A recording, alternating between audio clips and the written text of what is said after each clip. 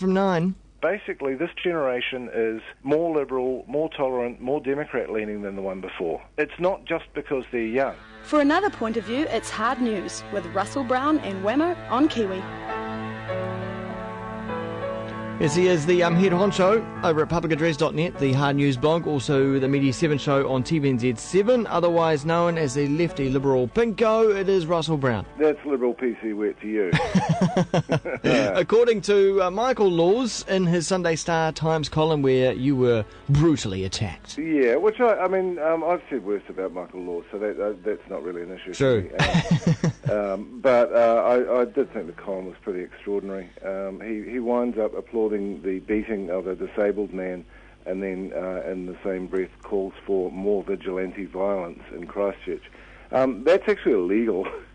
I'm kind of astonished that the Sunday Star Times would print such a column, and hopefully this week on Media 7 we will find out how that comes to be. Well, indeed, because you will be talking to the new editor and just trying to figure out what direction they're going in. Yeah, David Kemmies. It's funny because you do think of him as the new editor. He took the job in May last year. Oh, okay. He's been there for nearly a year. Right. But yeah, no.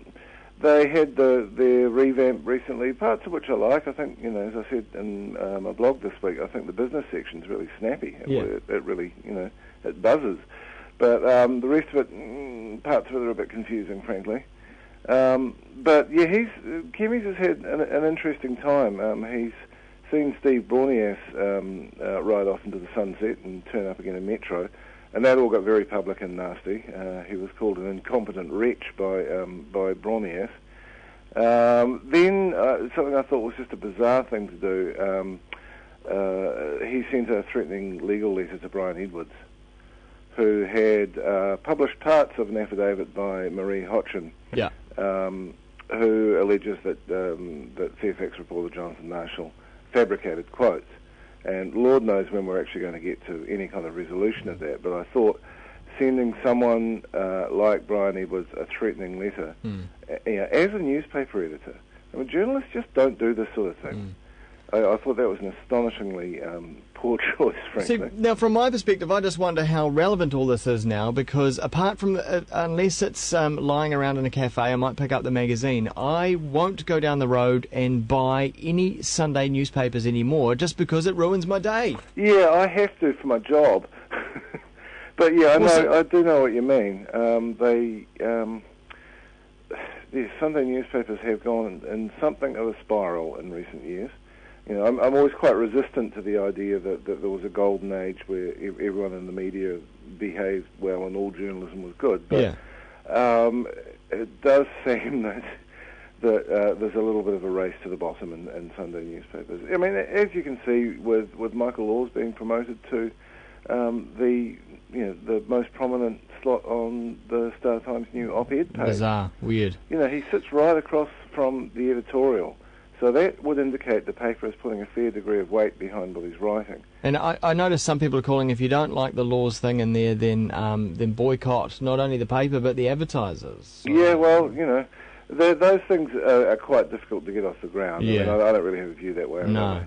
But yeah, I think they may have lost a few subscriptions this week. Let's put it that way. Yeah. But I mean, the thing that really does strike me is that he was inciting people to commit violent crime. And I will be interested to know who read that column before it went in the paper. Well, does it require someone to lay a formal complaint? That's happened, actually. Is it? Okay. A guy called Rex Witherstrom, who pops up on the New Zealand blogs, he lives in Australia now, but he has actually sent an official letter of complaint to the Auckland Police saying, hey, look what happened in this newspaper published in Auckland. I think it's a fairly long shot, a very long shot, that anything would happen from that. But I suppose there may well be people making a press council complaint as well.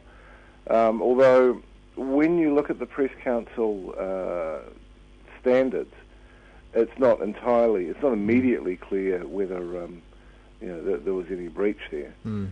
I mean, there were probably breaches of that, of Press Council standards every Sunday, really. Mm. I mean, the Herald on Sunday, which, to give it its credit, knows what it is and has a very lively and full news section. There's a lot of stories in the Herald on Sunday, but it's property, celebrity, and tragedy.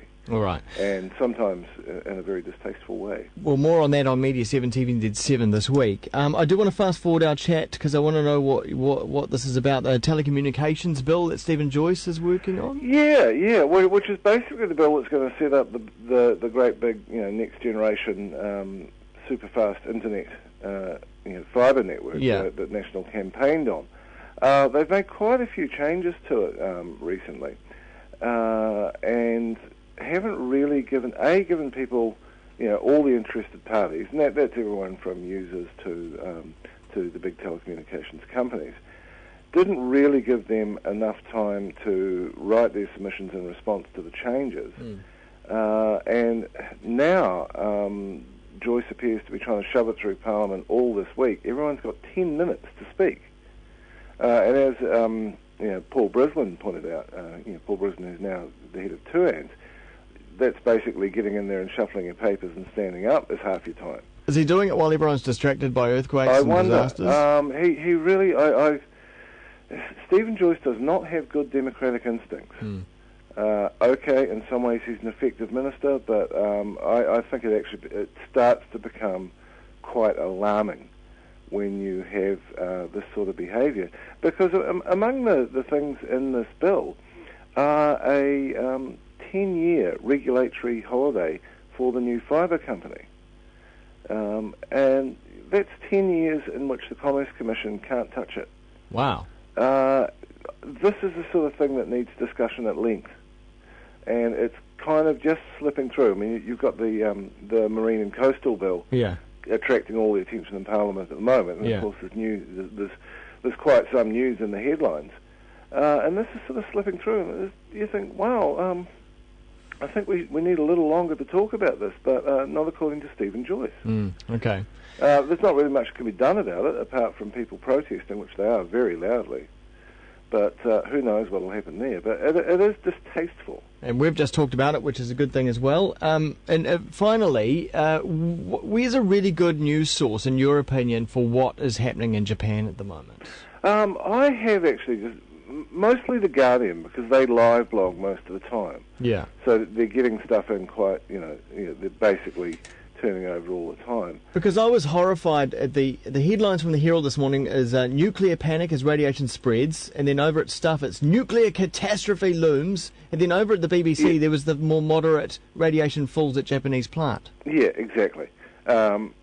No, I have been, I've actually been, on Twitter, I've been very careful about what I've retweeted and have tried to avoid the panicky stuff, because it's bad enough without that. But yeah, you're right, both the local newspaper websites have really gone for the panic headlines. Yeah.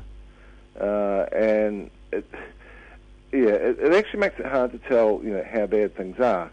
Clearly they are bad, and I think the guy, I don't know whether you saw the widely circulated blog post that's now been taken up by MIT, why I'm not worried about the Japanese reactors. Yeah, I did read that, yeah. And the guy who wrote it was obviously quite well informed, but he was not well informed in the sense that he knew what the situation was on the ground. Yeah, right. No, yeah, in fact, no one does, apart from those people. No, and it's turned out to be actually quite, worse than people thought. Yeah, yeah. I mean, there's one French official saying it's in between 3 Mile Island and Chernobyl. But that's just a guess. He's in France. Yeah. Yeah, who knows? And meanwhile, do you know Robin Gallagher, local blogger? Yep. Went on a nice relaxing holiday to Japan. Oh, because it was cheap flights last week. Yeah. $700 return. In fact, I was tempted. I was, but oh no, well she went before the earthquake. She was there when it happened. Okay, yeah. And has stayed there because paid for this, and this is an interesting time. Yeah. But yeah, she's actually written really well, and wrote a blog post almost immediately. She got back to her hotel. Yeah. And as often seems to happen, turns up in The Guardian. Oh, well, there you go. Yeah, which is quite nice. Oh, that's very cool. Yeah. All right. Well, no doubt she's trying to get out of the country. Yeah, well, no, I think she's just going to fly home when she's due home. Okay. All right. I Stay think indoors. There's lots then. of people trying to get out, basically. Yeah. So. Yeah. All right, thanks very much, Russell. Righto. Cheers. Yeah. Russell Brown over at publicaddress.net and also the Media 7 show on TVNZ7, which screens Thursday evening.